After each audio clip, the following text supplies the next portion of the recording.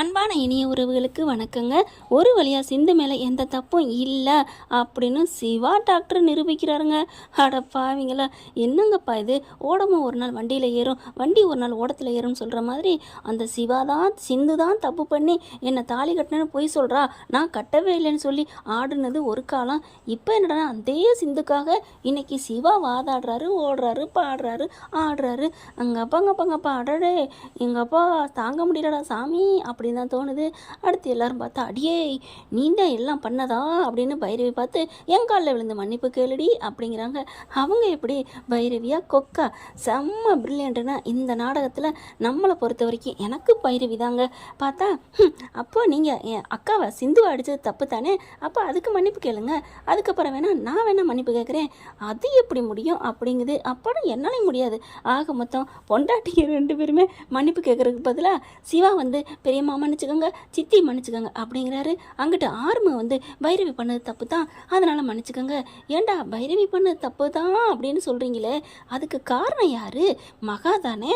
இப்போ பாரு இழிவாக பேசுகிறாங்க வைக்கிறாங்க, அதனால எனக்கு பிடிக்கலன்னு பைரவி தான் பொட்டில் அடித்த மாதிரி சொல்லுதே, அதை விட என்ன வேணும்? ஆனால் பார்த்தீங்கன்னா அன்னபூரணி இப்படி நீங்கள் பேசக்கூடாது அப்படின்னு மகாவையும் பேசுகிறாங்க.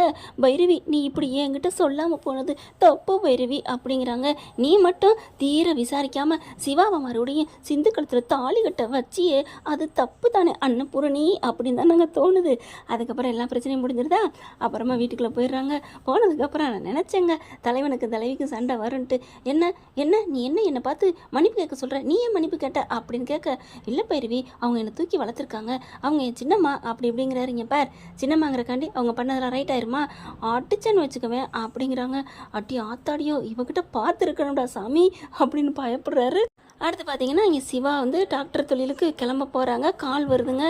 யார் புதுசாக இருக்கே அப்படிங்கிற மாதிரி அட்டன் பண்ணுறாரு. இந்த மாதிரி கொடைக்கானல்லேருந்து பேசுகிறோம் அப்படிங்கிறாங்க. என்ன விஷயம் சார் சொல்லுங்கள் சார் அப்படிங்கிறாங்க.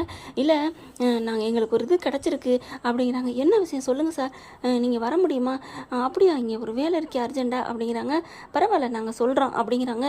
எப்படி நீங்கள் வந்து தான் தீரணும், இருந்தாலும் எங்களுக்கு கிடச்ச இன்ஃபர்மேஷனை சொல்கிறோம் அப்படிங்கிறாங்க. என்ன சொல்லுங்கள் அப்படின்னு கேட்க, இல்லை உங்கள் சிந்து தன்னால் விழுகலை, ஒரு பொண்ணு தான் பின்னாடி நின்று தள்ளி விட்டுருக்காங்க அப்படின்னு சொல்லணும். தூக்கி வாரி போடுது. என்ன சார் சொல்கிறீங்க? ஆமாம், இங்கே டூரிஸ்ட்டில் நிறைய பேர் வீடியோ எடுத்திருக்காங்க, எல்லாம் பண்ணியிருக்காங்க. அப்போ நாங்கள் இங்கே எல்லா பக்கட்டும் போஸ்ட் அடித்து ஒட்டியிருந்தோம்.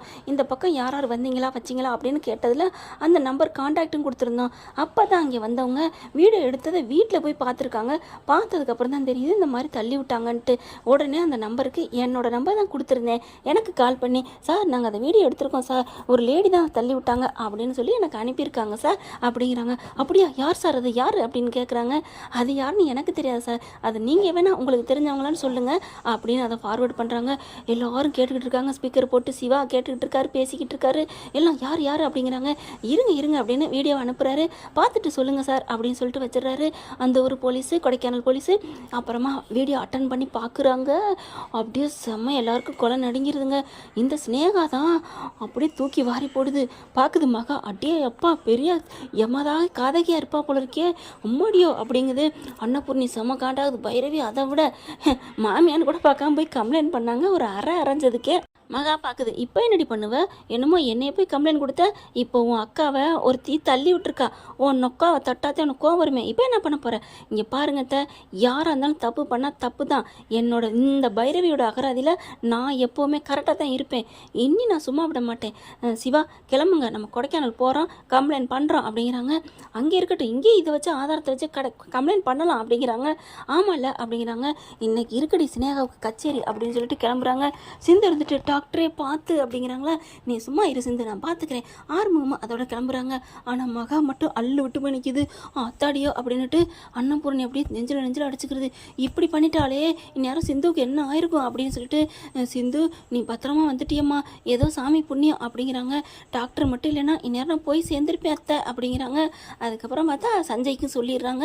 சஞ்சய் என்ன பண்ணுறாங்க, நம்ம கண்டுபிடிக்கலான்னு பார்த்தா அவங்களே கண்டுபிடிச்சிட்டாங்களா, சரி நம்ம உடனே போயிட்டு அரெஸ்ட் பண்ணுவோம் அப்படின்னு ஸ்னேகா போய் கொத்தா கைது பண்ணிடுறாரு. இவங்கெல்லாம் அங்கே போயிடுறாங்க ஆஸ்பத்திரிக்கும். போலீஸ் கம்ப்ளைண்ட் கொடுக்கங்காட்டிலையுமே அவர் போய் அரெஸ்ட் பண்ணிடுறாரா. ஸ்னேகா இருந்துட்டு ஐயோ அப்படிலாம் இல்லை, நான் எதுவுமே இல்லை, பாரடி வீடியோவை அப்படின்னு வீடியோ காமிக்கிறாங்க பைரவி. என்ன ஃப்ரெண்ட், இப்படி தான் போகலாம், பார்க்கலாம் என்ன நடக்க போகுதுன்னு. இந்த பதிவு உங்களுக்கு பிடிச்சிருந்துச்சுன்னா உங்கள் பொண்ணு கையில் ஒரு லைக்கை போட்டு சப்ஸ்கிரைப் பண்ணிடுங்க. Thank you friends.